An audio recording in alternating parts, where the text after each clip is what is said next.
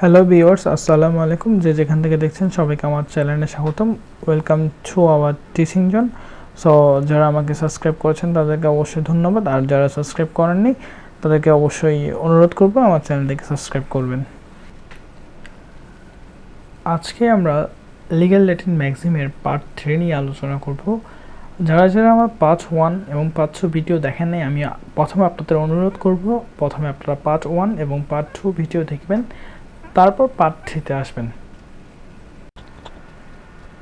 Part 3-তেও আমরা যেগুলো আমাদের জানা উচিত, যেগুলো আমাদের জন্য ইম্পর্ট্যান্ট, সেগুলো নিয়ে আলোচনা করব।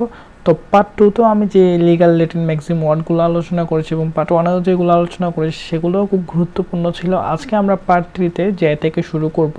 আমার প্রিভিয়াস লেকচারে পার্ট 2-তে আপনারা আইপনযুক্ত পাবেন, আজকে আমরা যে থেকে শুরু করব। যের প্রথমে যেটা দেখব সেটা হচ্ছে জাজমেন্ট ইন পার্সোনাম। জাজমেন্ট ইন পার্সোনাম বলতে বোঝানো হয় জাজমেন্ট অ্যাগেনস্ট পার্টিকুলার পার্সন। যে রায়টা একজন নির্দিষ্ট ব্যক্তির জন্য দেওয়া হবে অথবা একটা নির্দিষ্ট অথরিটির জন্য দেওয়া হবে, সেটাই হচ্ছে আপনার জাজমেন্ট ইন পার্সোনাম। তারপর যেটা দেখবো সেটা হচ্ছে judgement in rem. Judgement in rem বলতে বোঝানো হচ্ছে judgement against one and all, যেটা শুধু একজনের জন্যই, এক চেয়ে অধিক ব্যক্তির জন্য অথবা একের চেয়ে অধিক অথরিটির জন্য যে রেটে দেওয়া হবে সেটাই হচ্ছে আপনার জাজমেন্ট ইন রেম।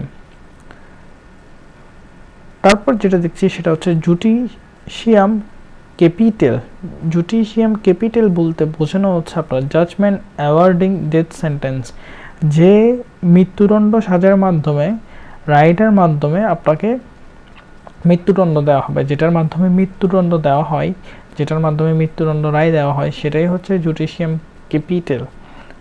তারপর তা হচ্ছে আপনার জুরা পার্সোনাম। জুরা পার্সোনামটা একটা খুব সিম্পলই, সেটা হচ্ছে রাইটস অফ এ ম্যান। মানুষের অধিকারগুলোকে বলা হয় জুরা পার্সোনাম।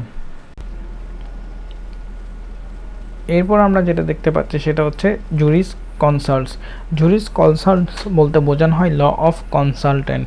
একজন আইনজীবীকে সাধারণত কনসাল্ট বলা হয়। যে আপনার আইনগত কোনো সমস্যা হয়েছে অথবা আপনি কারোর বিরুদ্ধে মামলা করতে যাচ্ছেন, তাহলে আপনি কি করবেন? আপনি আইনজীবীর কাছে যাবেন। এই আইনজীবীর কাছ থেকে আপনি পরামর্শ নেবেন কিভাবে আপনাকে সামনে প্রসেসগুলো করতে হবে, কিভাবে আপনার ডকুমেন্টস লাগবে, কি করতে হবে, সব কিছু কিন্তু আপনি আইনজীবীর কাছে গিয়ে পরামর্শ নেবেন। সেটাই হচ্ছে আপনার জুরিস কনসাল্ট। জুরিস কনসাল্ট বলতে আপনার আইনজীবীকে বোঝানো হয়। এরপর যেটা দেখব সেটা হচ্ছে জাজ।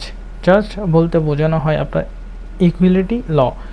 আইন সকলের জন্য সমান এবং সবাই আইনের অধিকার পাওয়ার অধিকার রয়েছে। আপনারও অধিকার রয়েছে, আমারও অধিকার রয়েছে।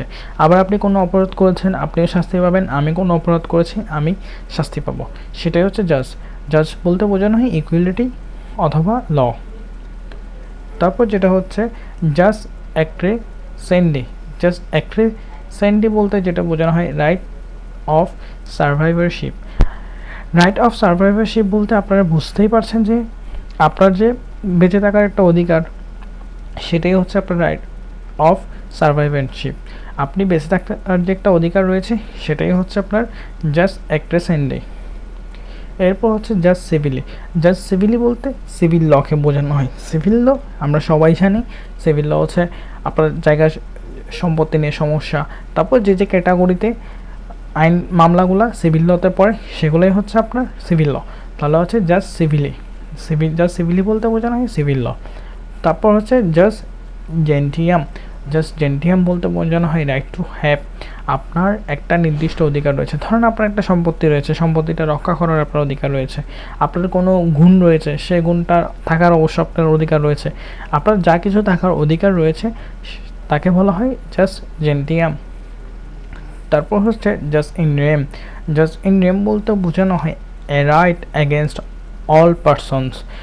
আপনাকে ধরেন 100 জন ব্যক্তি আছে, 100 জন ব্যক্তির মধ্যে আপনাকে 50 জন ব্যক্তিকে মেনটেন করার অধিকার দেওয়া হয়েছে।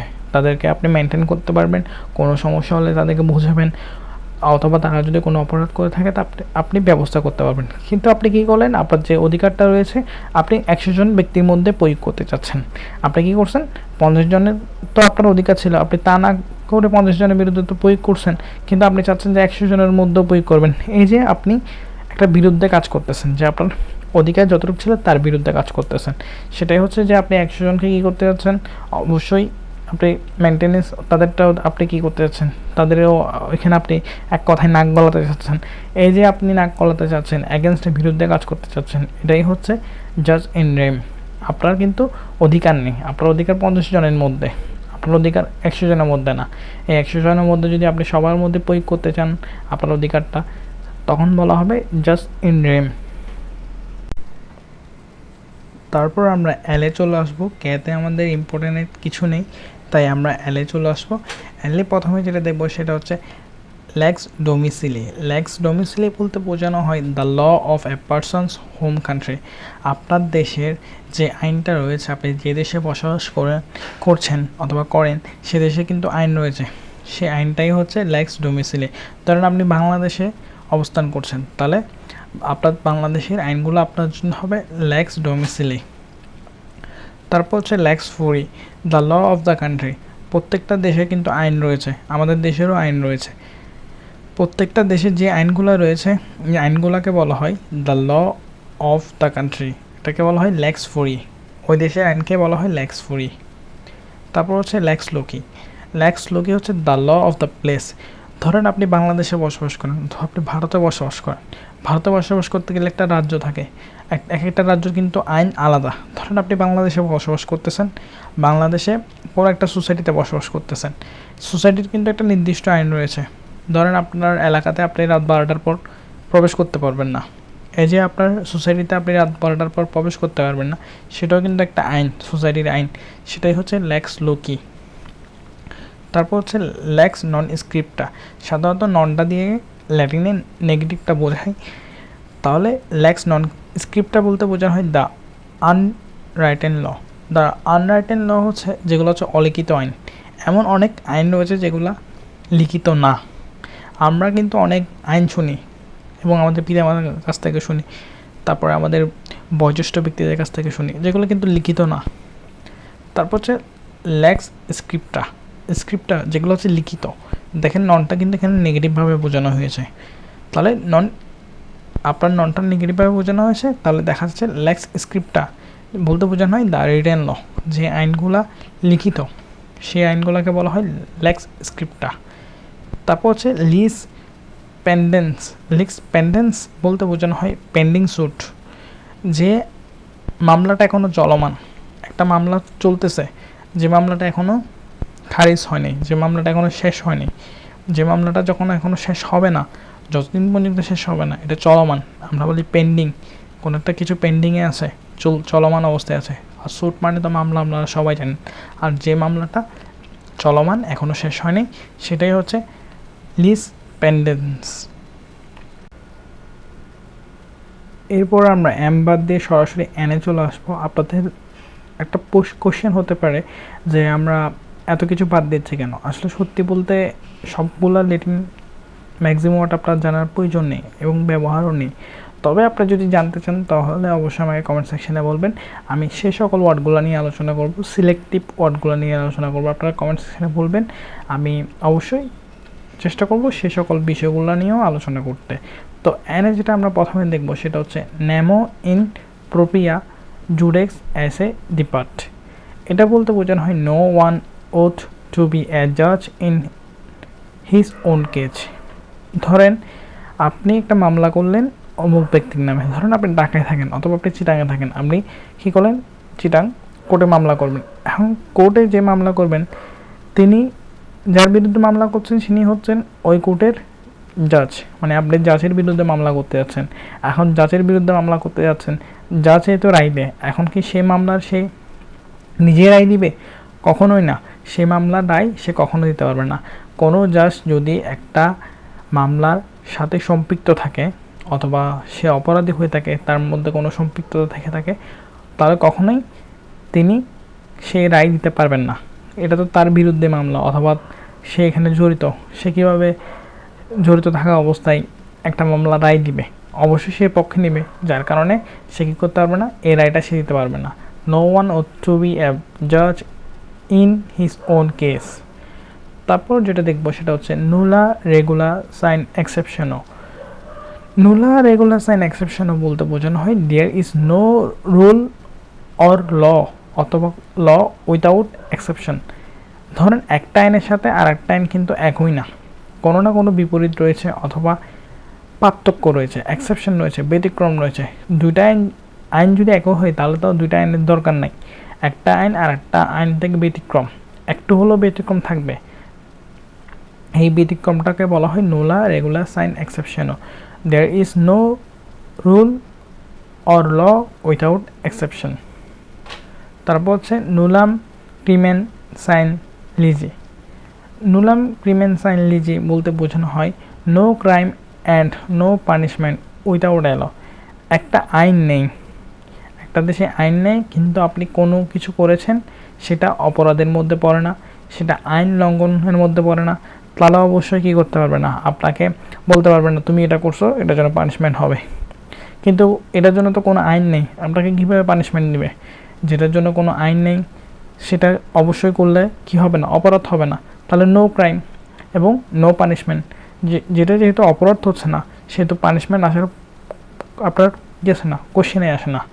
তাই বলা হয় no crime no punishment without law. যেটার মধ্যে কি নেই, আইন নেই। এই আইন যেহেতু আইন নেই সেহেতু আপনি কাজটা করছেন, কাজটার জন্য আপনাকে কি করতে হবে না, আপনাকে পানিশমেন্ট হবে না, এবং এটা তো কোনো ক্রাইম পর্যায়ে পড়ে না। এটাকে বলা হয় নুলাম ক্রিমেন সাইন লিজে। এবার আমরা ওতে চলে আসবো এবং ওতে আমরা একটাই জানবো, সেটা হচ্ছে ওভাইটার। ওভাইটার মানে হচ্ছে নট বাইন্ডিং, যেটা গুচ্ছভাবে থাকে না সেটাই হচ্ছে ওভাইটার। এবার আমরা পিতে চলে আসবো। পিতে যেটা আমরা প্রথমে দেখবো সেটা হচ্ছে পেস্টোয়া। পেস্টোয়া বলতে বোঝানো হয় উইথ ইয়োর কনসার্ট। কারো সম্মতিতে কোনো কিছু করছেন তখন বোঝাবে পেস্টোয়া। আপনার সম্মতিতে আমি এই কাজটি করছি, আপনার পেস্টোয়াতে আমি এই কাজটি করছি। তারপর হচ্ছে পেক্ট সান সার্ভেন্ডা। এটা বলতে বোঝানো হয় অ্যাগ্রিমেন্টস আর টু কিপ্ট, মানে যে চুক্তিগুলো হবে, যে এগ্রিমেন্টগুলো হবে ওগুলো অবশ্যই লিখিত থাকতে হবে। এটাকে বলে পেক্ট সান সার্ভেন্ডা। তারপর হচ্ছে প্রিমা ফেসি। প্রিমা ফেসি বলতে বোঝানো হয় at first sight, on the face of it, in law, an obvious sketch that requires no further proof. আপনি ঘটনা দেখার সাথে সাথে বুঝে গেছেন দোষীকে, অথবা ঘটনার সাপেক্ষে বোঝা যাচ্ছে এখানে দোষীকে, তাহলে এক্ষেত্রে নো ফার্দার প্রুফ, এক্ষেত্রে পরে কি লাগবে না, কোনো পরে কোনো প্রুফ লাগবে না, কোনো প্রমাণ লাগবে না, কোনো এভিডেন্স লাগবে না, ঘটনার সাথে সাথেই বোঝা যাচ্ছে এখানে অপরাধী কে। তারপর হচ্ছে প্রোভোনো। প্রোভোনো বলতে বোঝানো হয় for the good of the people. For the good of the people মানে আপনি মানুষের সাথে কোনো কিছু করছেন, ধরেন আপনি মানুষের সাথে একটা নলকূপ স্থাপন করলেন, তাহলে এটা for the good of the people, of the public, of the people, of the public, পাবলিকের সাথে করছেন, এটা হলো প্রোভোনো। কিওয়ার্ড বাদ দিয়ে আমরা সরাসরি এসে চলে আসবো। এসে যেটা প্রথমে দেখবো সেটা হচ্ছে সাইলেন্ট ইনাম লেজেস ইন্টার আর্মা। এটা বলতে যেটা দেখতে পাচ্ছি সেটা হচ্ছে laws are silent in war time. যখন একটা যুদ্ধ চলতে থাকে, কোনো একটা দেশে যখন যুদ্ধ থাকবে তখন দেখবেন যে আপনার আইনটা সাইলেন্ট আছে। সে দেশে যুদ্ধ হচ্ছে, সে দেশে কোনো একটা ব্যক্তির ওপর আইন প্রয়োগ করে তো কোনো লাভ নেই, তখন আইনটা সাইলেন্ট থাকে। Laws are silent in war. তারপর হচ্ছে স্টেয়ার ডিজিজেস। স্টেয়ার ডিজিজেস বলতে যেটা বোঝানো হয় to stand by things decided. একটা সিদ্ধান্ত নেওয়ার পর যে বাস্তবায়ন করা হয় এবং বাস্তবায়নের ফলে জিনিসটাকে ফলো করা হয়, তখন বলা হয় আপনার স্টেয়ার ডিজিজেস। স্টেয়ার ডিজিজেস বলতে বোঝা হয় to stand by things decided. সিদ্ধান্তের পরে যখন এটাকে ফলো করা হয় তখন স্টেটার ডিজিজেস বলা হয়। তারপর হচ্ছে স্ট্যাটাস কো। স্ট্যাটাস কো হচ্ছে the current state of being or existing position, মানে মূলত এটা যেটা হচ্ছে সেটা হচ্ছে আপনার বর্তমানে পজিশনটা কিভাবে আছে সেটাকে বলা হয় স্ট্যাটাস কো। তারপর হচ্ছে সো ইউরে। সো ইউরে বলতে বোঝানো হয় ইন ওনস ওন রাইট, আপনার যে একটা নিজস্ব অধিকার রয়েছে সেটাকে বলা হয় সো ইউরে। তারপর হচ্ছে সো জুরে।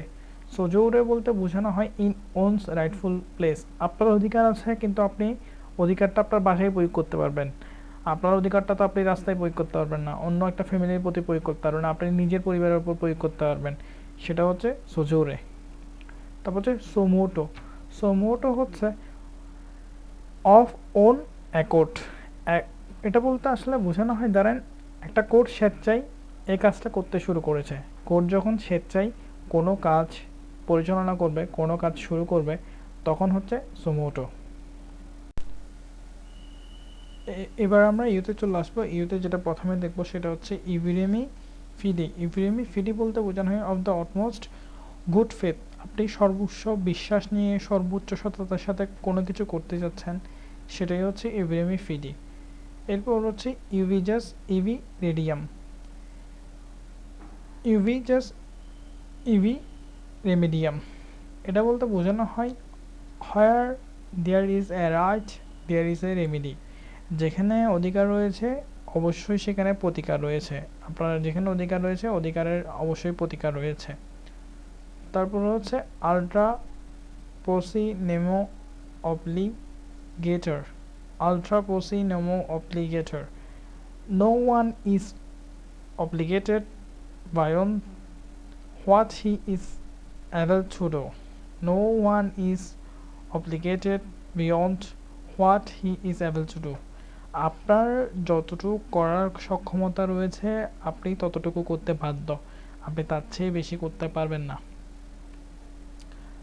তারপর হচ্ছে ultra virus. Ultra virus, beyond the power or legal authority, আপনার যতটুকু ক্ষমতা রয়েছে আপনি যদি তার থেকে বেশি ব্যবহার করেন তখন বলা হবে আলট্রা ভাইরাস। এরপর ভিতে যেটা প্রথমে দেখতেছি সেটা হচ্ছে ভিভোস।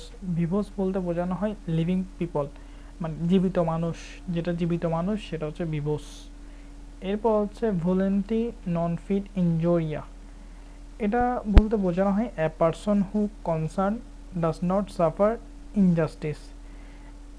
এ person who consent does not suffer injustice, ধরেন আপনি বক্সিং খেলতে গেলেন অথবা আপনি রেসলিং খেলতে গেলেন, এখন রেসলিং খেলার পর কি হলেন, আপনি আহত হলেন, এটা কিন্তু আপনার সম্মতি ছিল, আপনি খেলতে গেছেন, এখন আপনি আহত হয়েছেন, আহত হওয়ার পর আপনি যার মাধ্যমে আহত হয়েছেন আপনি তাকে ব্লেম করতে পারবেন না, আপনি তাকে অপরাধী বলতে পারবেন না, যে অথরিটির মাধ্যমে খেলাটা হচ্ছে আপনি ওই অথরিটিকে ব্লেম করতে পারবেন না, আপনি সম্মতি জানিয়ে কিন্তু সেখানে গেলেন এবং আপনি ইনজুর হলেন, এটাতে আপনার সম্মতি ছিল, যার কারণে এখানে আপনি কি করতে পারবেন না, ওদেরকে ব্লেম করতে পারবেন না, সেটাকে বলা হয় ভলেন্টি নন ফিট ইনজুরিয়া। পার্ট 3 মাধ্যমে আমরা লিগ্যাল ল্যাটিন ম্যাক্সিম শেষ করলাম, যেগুলো আমাদের জানা প্রয়োজন, যেগুলো আমাদের পরীক্ষায় এসে থাকে, যেগুলো আপনার পড়াশোনার ক্ষেত্রে খুব প্রয়োজন, সেগুলো নিয়ে কিন্তু আমরা আলোচনা করেছি। So thanks for watching. If anyone find any mistake please correct me in comment section. আপনারা আমার পাশে থাকবেন, আর আপনারা যদি আমার চ্যানেল থেকে কিছু শিখে থাকেন তাহলে অবশ্যই আমার চ্যানেল থেকে সাবস্ক্রাইব করে দেবেন। ধন্যবাদ।